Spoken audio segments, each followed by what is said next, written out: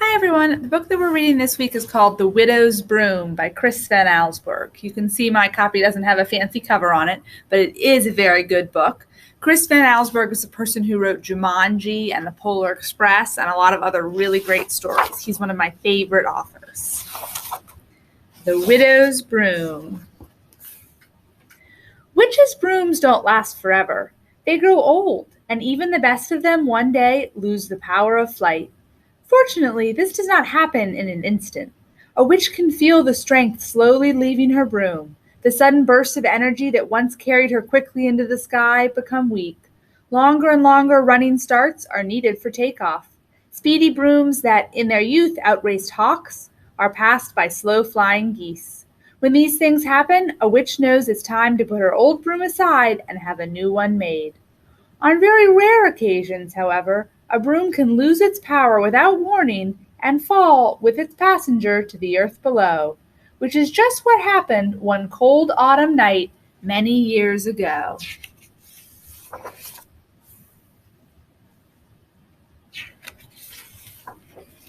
Out of a moonlit sky, a dark cloaked figure came spinning to the ground. The witch, along with her tired broom, landed beside a small white farmhouse, the home of a lonely widow named Minna Shaw. At daybreak, Widow Shaw discovered the witch lying in her vegetable garden. She was bruised and bloody and couldn't stand up on her own. In spite of her fear, and because she was a kind woman, Minna Shaw helped the witch inside and put her to bed.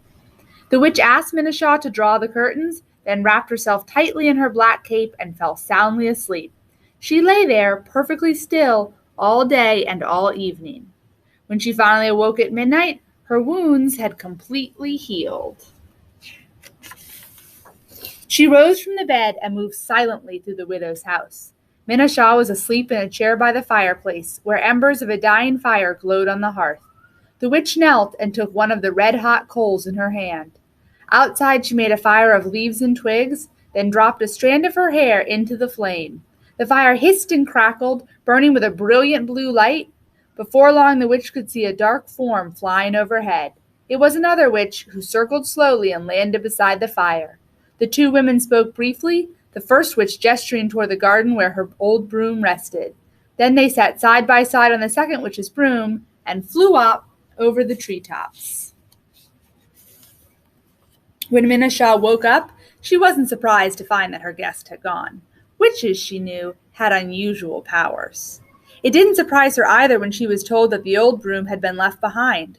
The widow guessed it had lost its magic. It was an ordinary broom now, just like the one she kept in her kitchen.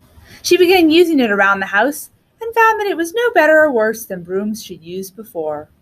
One morning Minna Shaw was still in bed when she heard a noise coming from the kitchen. She peeked in and saw something that made her heart jump. There was the broom sweeping the floor all by itself. It stopped for a moment and turned to the widow, then went back to work.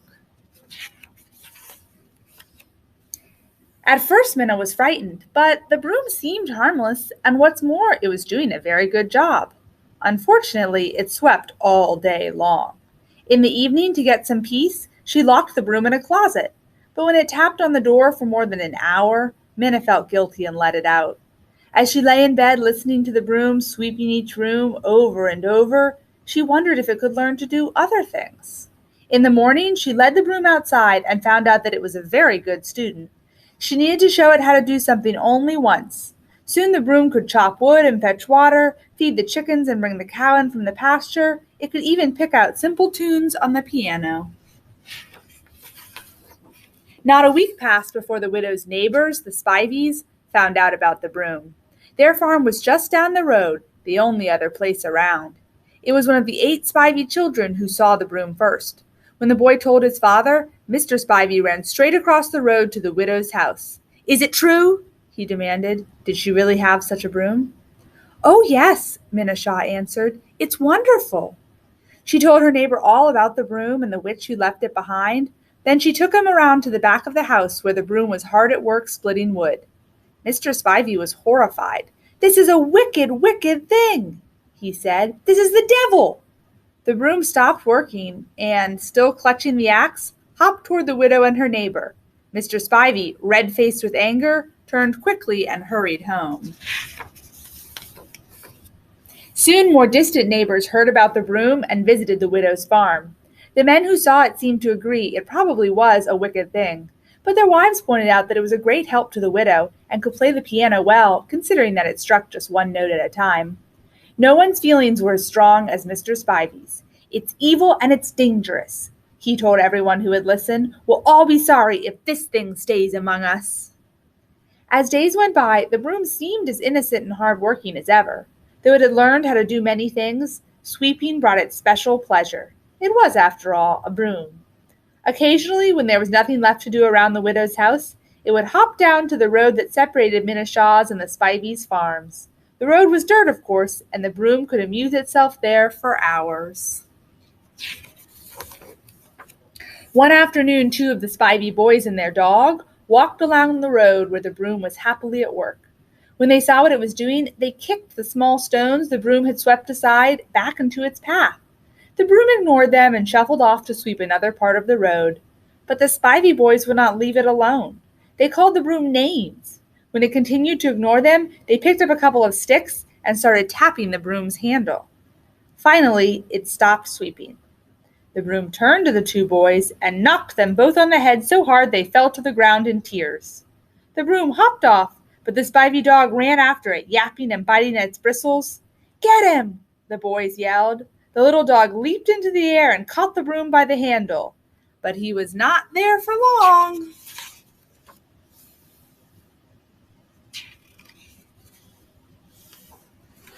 That evening, Mr. Spivey drove his wagon up to the widow's house. He was not alone. 3 men from neighboring farms were in the wagon, along with a long wooden stake and coils of rope.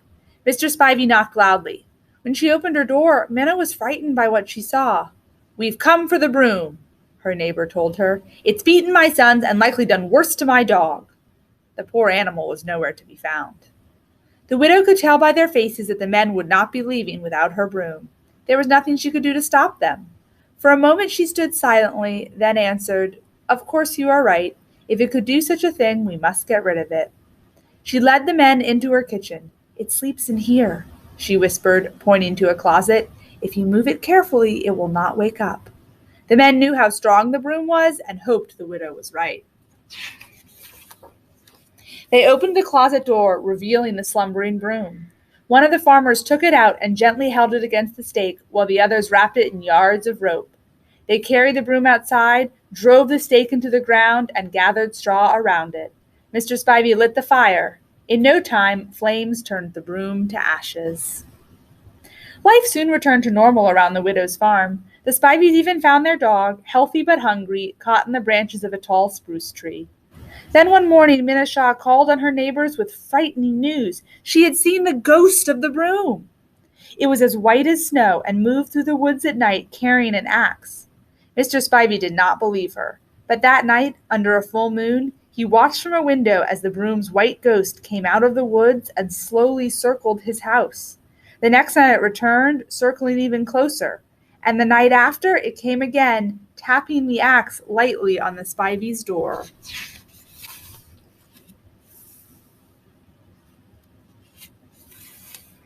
The next morning, Mr. and Mrs. Spivey packed their dearest possessions and 8 children into their wagon.